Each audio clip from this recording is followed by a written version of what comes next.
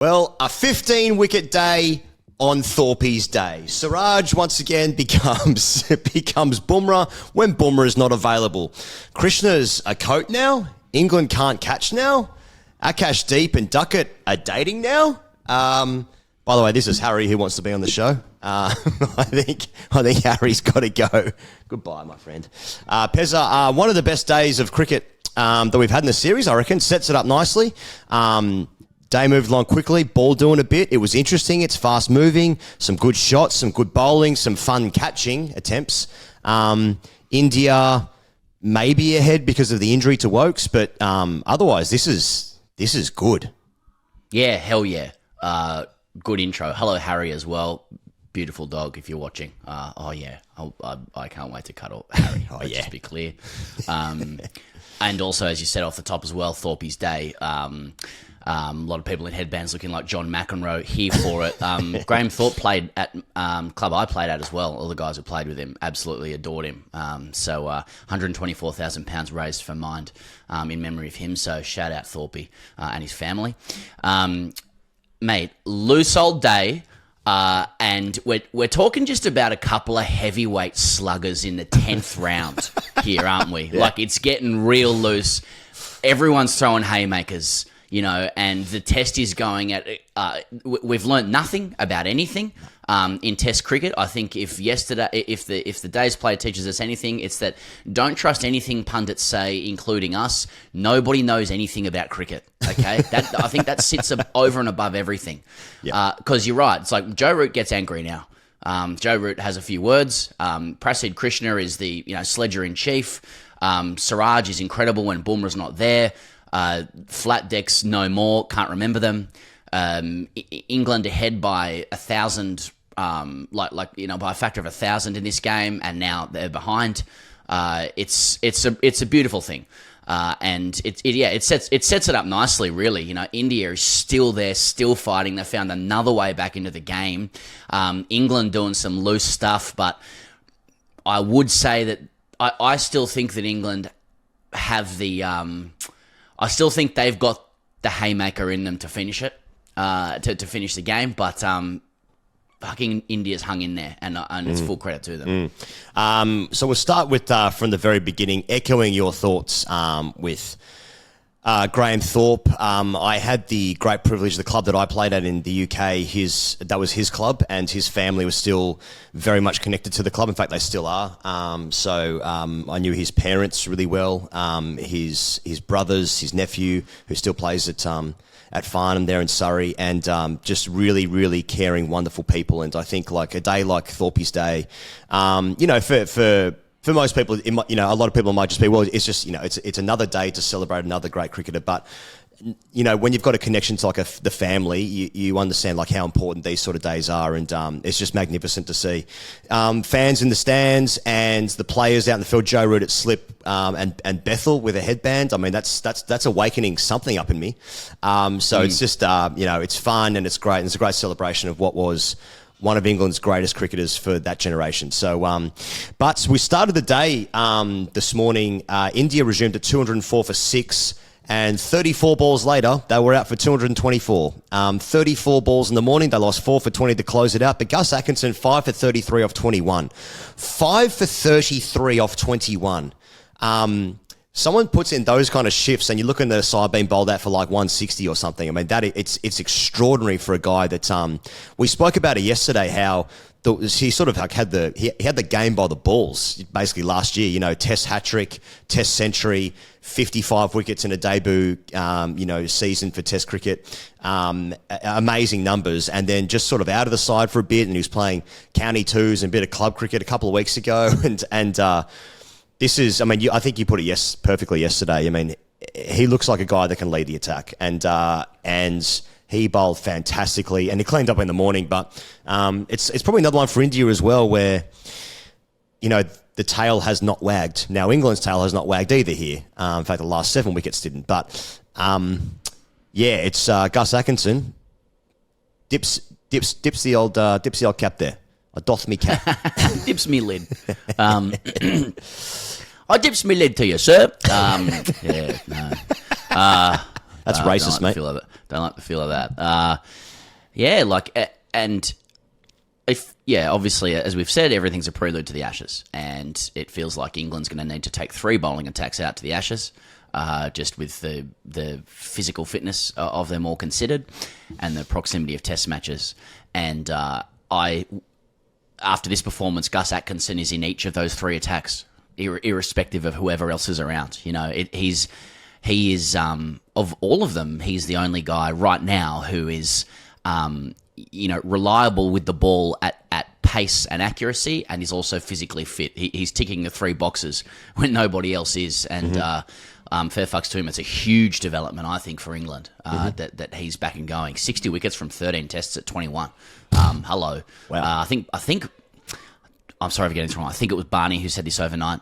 It might have been one of the other Guardian guys. I apologise if I'm wrong, but he's sort of got the test returns that they want from Archer. Right. Just looks different. Yeah. He's he full value for that return as well. And just watching it, like, this is how confounding the whole day was. As he went through them, I think Tongue picked up a couple as well, maybe. The wicket had so much. It was just nipping at pace, like the pace of the nip was great, and it was like, oh, here we go. Here are the decks that we want to see England have a go on, because that's what they're going to get in Australia. Next minute, Bazball 1.0. If we can go there, yeah, extraordinary. 1.0, mate. Duckett and Crawley looked unbelievable. I'm serious. I was like watching through splayed fingers, going, "What?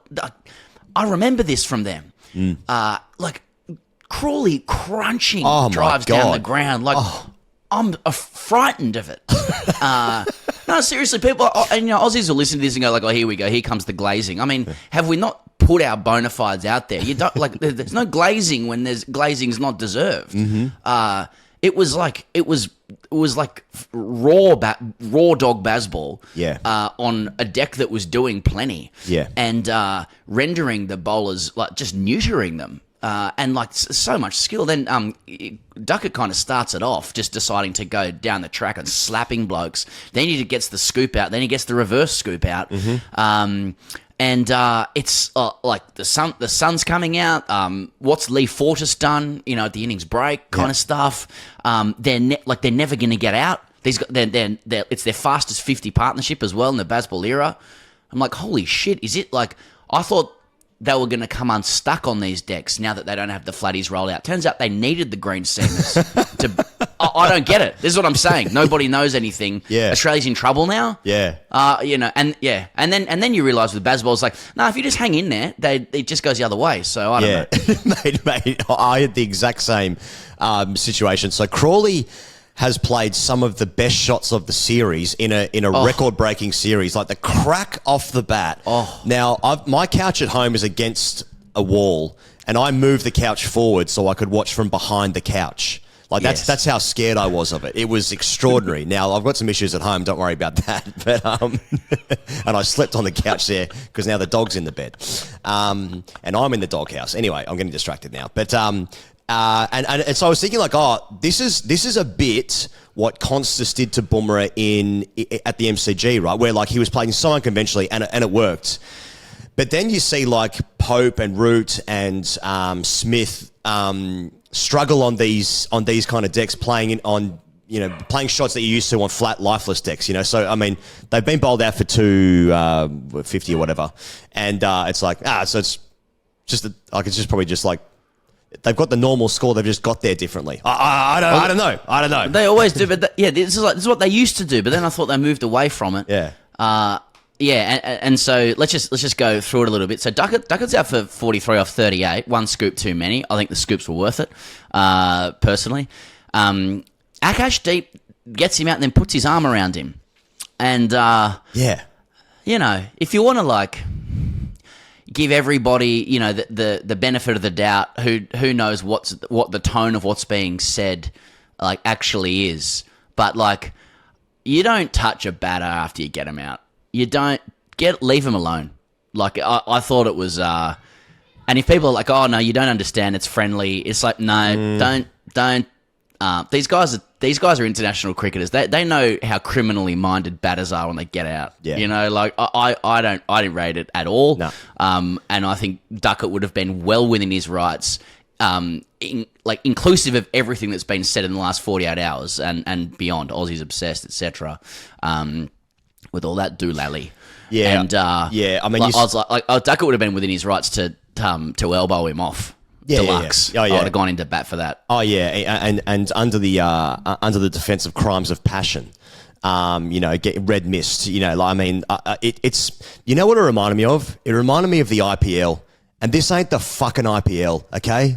Sometimes, everyone's mates, and T20 doesn't matter because they play a game during another game, so it's fucking endless and nothing means anything. This fucking means something. Don't fucking touch the batter, and we're all mates and just walking him off. I think it might have been Shubin pulled him away. It was KL Rahul. So KL, yeah. KL must intone that this isn't IPL matehood stuff. It was condescension. Yeah. I reckon, and I don't rate it at all. No, me neither. It doesn't matter how you feel about teams and stuff. Once you get a batter out, it's done. Leave them alone, celebrate, let them be angry. Yeah. Anyway, cricket police, stay out of it. Aussies obsessed. Indians say that to us now. So why are you talking about whatever. it? Yeah. Why are you talking about us? I mean, why is punter commentating? Obsessed. Yeah. Aussie. Seriously. Anyway, it was the partnership was fucking imperious. Incredible. 92 runs in less than 13 overs, and you just I don't know. What it also means is that India's comeback after lunch was also outstanding. If we can get to that, Higgins. I thought. So the 50 came up in 6 overs and the 100 came up in 89 balls. They were 109 for 1 at lunch. Now, whatever Shubers said on the boundary edge when they were going out must have been a combination of "this is Sparta" and "lads, it's Tottenham." Because whatever happened, they've taken 9 wickets in fucking 8 minutes, and all of a sudden the ball's decking. It's they're holding on to their chances. Reviews are going their way. It's such a great and impressive effort from India, who have every right to just just be falling away in this series a couple of tests ago probably. But I don't know. It's 9 for 150. I think it was the last 7 for 75. I think they took. So a couple of sharp catch. KL Rahul's catch at second slip with Jamie Smith that was humming. I think Sai Siddharthan might have put one down off Crawley earlier, but apart from that, it was good gear. And Siraj was magnificent. There was a spell of 3 for 35 off about 8 overs. I think it might have been. He picked up Pope, Root, and Bethel. He ends up getting Harry Brook, who makes another fun 50. Krishna finishes with better figures. So Siraj has 4 for 86. Krishna finished with a 4 for 62. He had Crawley, Smith, Overton, and Atkinson. So Krishna was much better than what we've seen so far in this series. That was great as well. But it was Siraj again who has turned into Bumrah when Bumrah's at the glue factory. You know what I mean? It was just fantastic. Yeah, so again, I feel like Siraj has low-key put together a couple of defining moments in the series. Now, I reserve the right not to give examples of them, but, they don't have... I just feel like it. But, ever the bridesmaid, never the bride, except when Bumrah's not there. And here, it's 3 for 35 in 8 overs after lunch when England are 1 for 100. It's one hand on the Anderson Tendulkar Trophy, and he rests it back. You just think, wow, if England get off to a start like that and they're playing the deck the way that it is, and the sun's come out at the Oval and it's day 2 and the batting's meant to get better, you just think again India's on the canvas, and here comes the guy with his energy, with his wildness, channeled beautifully. Obviously, he's received a Sparta/Tottenham speech from Gill, and England can't deal with him. He's got Pope absolutely dead. Umpire doesn't like it for some reason. What's the Penguin doing? Mm-hmm. He gets Root. Umpire does like it, and is given. Before that, obviously, there's a Prashid Krishna and Joe Root flashpoint. Yeah. India say later that they were deliberately trying to get under Joe Root's skin and upset him and get out of his bubble. Alistair Cook did say that he hoped it didn't cross the line. So, again, who defines the line? And then later, Prashid Krishna does say that it was just a little bit of banter. And so for me, when the Sledger themselves later explains that it's just banter, for me, case closed. I'm going to guess, I'm going to guess Joe Root, second highest run scorer of all time. Chance of Sachin averaging 67 in the series, cops some lip from Prashid Krishna, goes, "What the fuck are you doing talking to me?" That's just me. But Krishna did seem pretty funny afterwards as well, to be fair. So, they've sledged Joe Root apparently. That's his kryptonite. I don't know. I'd be wary doing that with another innings to go. That's just me. There you go. To one of the greatest batters of all time in his home climbs, and Prashid Krishna ended his career a couple of tests ago and is playing because he's a good bowler. He's playing because he's a good bowler. And I did like that. Is it Dharmasina's the other umpire? I liked that he. My favourite part of that whole episode was that he went to remonstrate with Prashid Krishna only, and. To be fair, Prashid Krishna verbal Root first, it seemed, and at that time, Prashid's got a bit of support from his leaders, Shubman and KL, Rahul, and but my favourite part was Siraj just standing one wide, one deep, just craning their head over to find out what's going on, like all cricketers like to do. Cricketers always want to know what's the gossip, what's the tea, how can I hear this stuff to harness it for my own energy, because. Nothing deadens me inside more than just a day in the field where blokes are batting at 6, 7 and over. It's just someone give me any say something so I've got something to hang my hat on or something to feel. I think all cricketers could relate to that. Yeah, I mean, to be fair, they're just tired. They're just tired. Now, so I liked the conversation afterwards. It's just Joe, you don't often see Joe Root react like that. Like it's Joe Root's problem. Joe Root's bitch, I'm going to pass Tendulkar in a couple of years, Who the fuck are you? And then it's Joe Root, got him, rattled. So interesting. I don't know who's winning. Yeah, exactly. Anyway, but the point is Mohammad Siraj was just blowing off pads everywhere, and it was great. It was great. And Trescothick later described the pitch as extreme, which I think is fair enough compared to what they've served up for the last couple of tests. But anyway, I thought it was good cricket as well. Overton front pad blown off. Harry Brook 50. Fair play to him. And Siraj finished as 4 for 86. Krishna 4 for as well. Yep. I just thought, I mean, it's so hard to read. Did England let this chance slip? I mean, we'll talk about a couple of drop catches in a second, but 1 for 100, guys batting really well, but then India, or is it just India's bowled well and got themselves back into the contest, and fair play to them? I mean, probably the latter. I mean, it is amazing again. Anytime Bumrah's not playing, you just think how much better would they be? Except statistically, they win more games without him. It's so weird. I mean, you look at Siraj's level. He is bowling so well when he is the leader of the attack. He did it magnificently at Edgbaston. He's had a great first innings here. He brings this energy and vibes as close to Stuart Broad is the greatest vibes energy bowler of all time. In my lifetime anyway. And Siraj is probably as close as what India has to that, because Bumrah is he's just a great bowler. It's sort of sad that the decks have neutered his magnificence. But I mean, Siraj, when he gets it going and he gets himself into the contest by usually just sledging blokes. I mean, Krishna also threw the ball at Crawley before, and Crawley it actually hit Crawley's bat, and Crawley was good about it and whatever. So I don't know. It's guy's just tired, right? But I mean, Siraj has just been great. He's just been magnificent in when he's led the attack. So we'll move into the last thing, but talk about Jaiswal. So obviously no Wokes for the rest of the Test match. Body's still warm stuff, but he's 36, I think it is, and he has played 4 and a bit Test matches in a row, and. Whatever the case, they're going to miss him in this third innings, you suspect. So Tung opens the bowling with Atkinson. Tung gets KL Rahul. So that's the end of KL Rahul's series with the bat.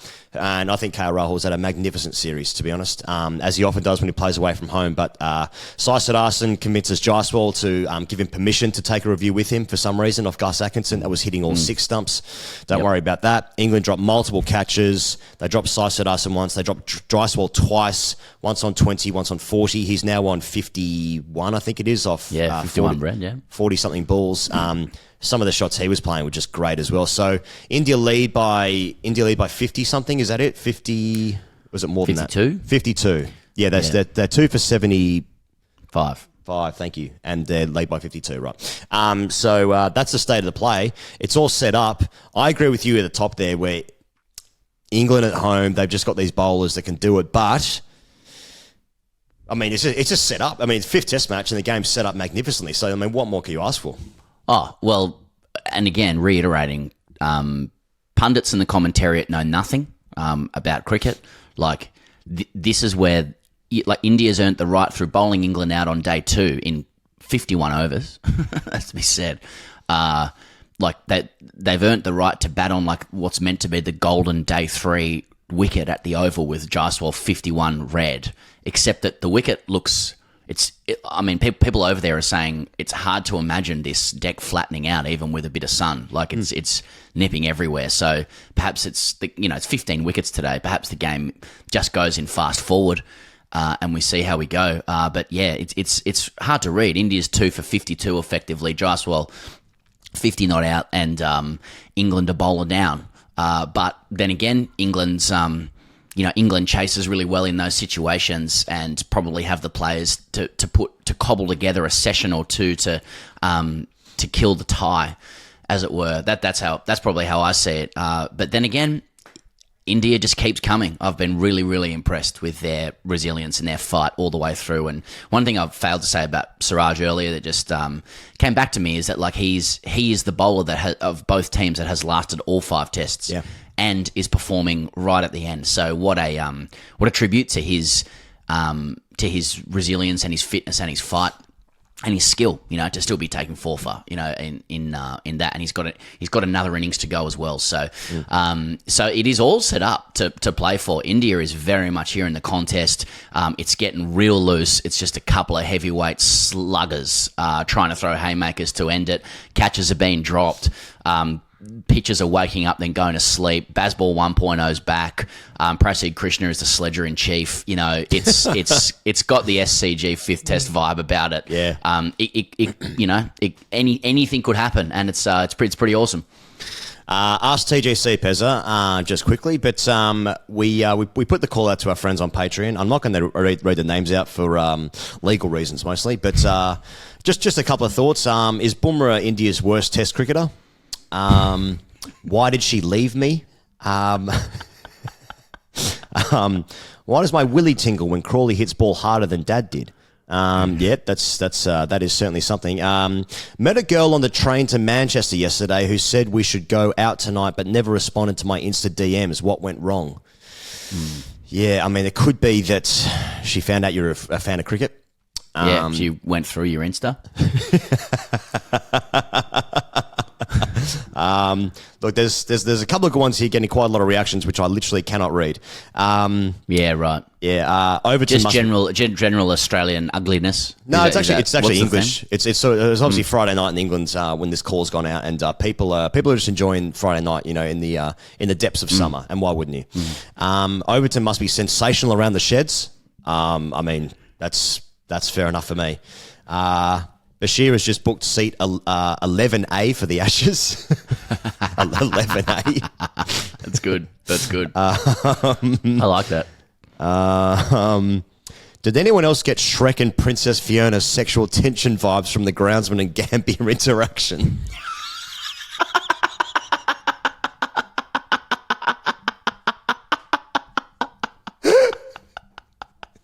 Nice read. That's a nice read. Yeah, all is not as it seems. No, that's right. And we are but nothing but one big animation in this simulation that we are living in right now. But you know what? It's the weekend, baby, and we've got a great test match to enjoy over the next maybe 1 and a bit days. It's all set up, and 5 test match series, they are fucking amazing because you get all the roller coasters, you get all the emotions, and you get some fantastic cricket in there as well. So long may that continue. for as long as, they let us. See you guys tomorrow. Goodbye.